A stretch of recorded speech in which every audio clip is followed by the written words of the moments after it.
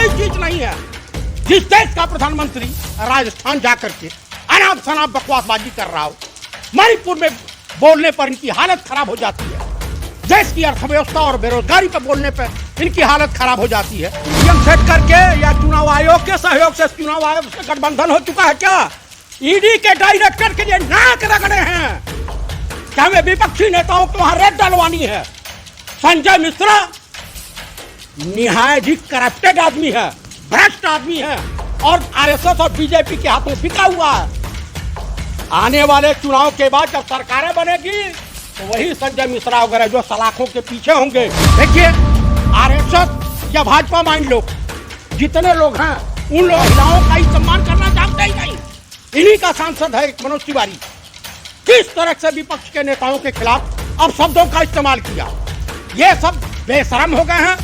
आने वाले लोकसभा चुनाव में इंडिया गठबंधन से इतने भयभीत हो गए कि जिसकी कल्पना नहीं की जा सकती है। उसके लिए प्रस्ताव लाए हैं कि इंडिया गठबंधन नाम न रखा जाए।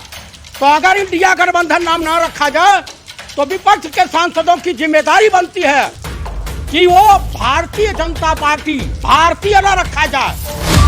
तुम्हारे वहाँ आईएसआई के एजेंट मिलते हैं, तुम्हारे वहाँ आतंकवादी पलते हैं। इनका आरएसएस का जो संगठन है ये आतंकवादियों का संगठन है।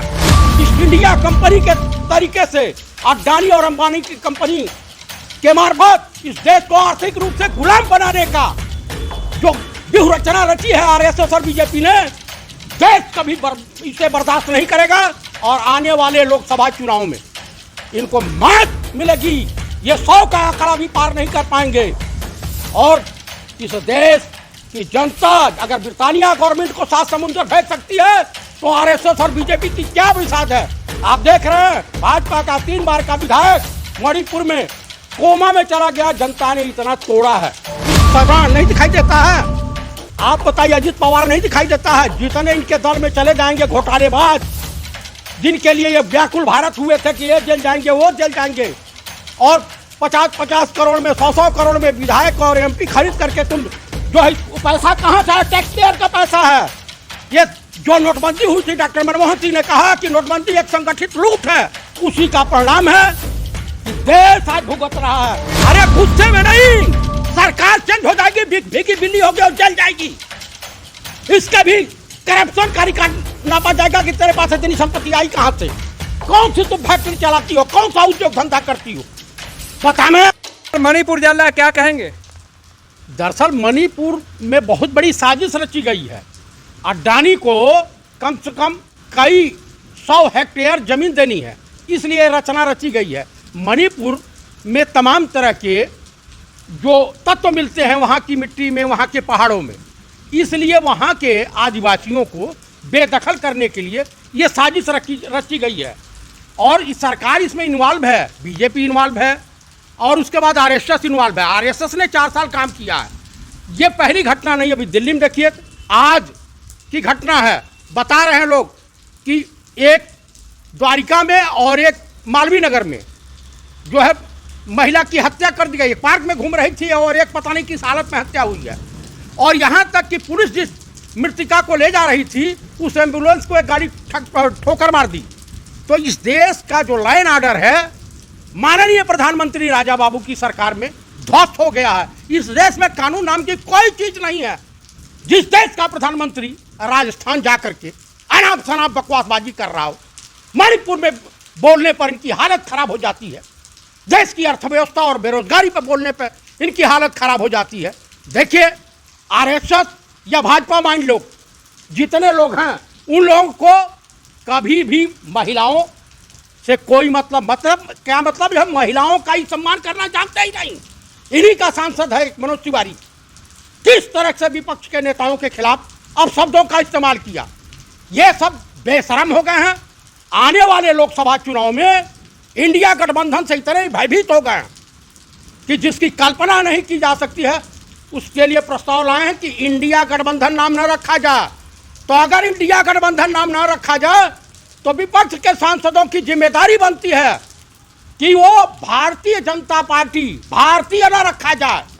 क्या मतलब है? तुम राष्ट्रवादी हो, तुम्हारे वहाँ ISI के एजेंट मिलते हैं, तुम्हारे वहाँ आतंकवादी पलते हैं। इनका RSS का जो संगठन है ये आतंकवादियों का संगठन है। हाँ, ये काम के लिए माननीय प्रधानमंत्री नरेंद्र दामोदर दास मोदी उर्फ राजा बाबू को मैं बधाई देना चाहता हूँ, शुभकामनाओं सहित हार्दिक बधाई देता हूँ कि जिस पंडित राहुल गांधी को करोड़ों रुपया खर्चा करने के बाद मीडिया चैनल नहीं दिखाता, उनका नाम ले लेकर के आज हिंदुस्तान, भारत, इंडिया, आर्यव्रत के घरों तक, आज गांव के किसी भी गरीब गुरबे से पूछ लीजिए, चट्टी चौराहे पर पूछ लीजिए, वो राहुल गांधी को जानता है कि ये सज्जन आदमी है, ईमानदार है और इनके परिवार ने कुर्बानी दी है इस देश बनाने में। पंडित नेहरू को आधुनिक भारत का निर्माता कहा जाता है और इनकी दादी ने जो त्याग दिया है, इनके पिता ने जो त्याग किया है, देश हमेशा उसका ऋणी रहेगा।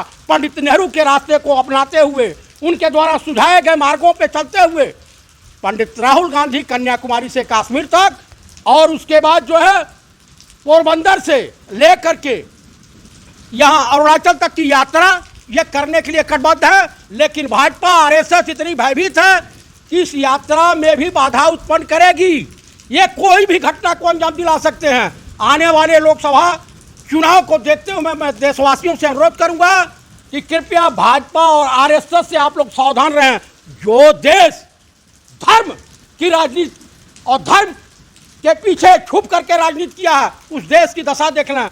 पाकिस्तान जब अलग हुआ था उसकी इकोनॉमी और वहाँ की खुशहाली हमारे भारत से अच्छी थी, अफगानिस्तान की अच्छी थी, श्रीलंका की अच्छी थी, सीरिया की अच्छी थी, युगांडा की अच्छी थी। आज वहाँ पे जाइए, धर्म की राजनीति के चलते श्रीलंका की हालत अभी ताज़ा ताज़ा देख ही रहे हैं। आप चले जाइए अफगानिस्तान जो तालिबान के रूप में तब्दील हो चुका है, वो इस्लामिक कंट्री का, उसका देख लीजिए वहाँ की स्थिति क्या।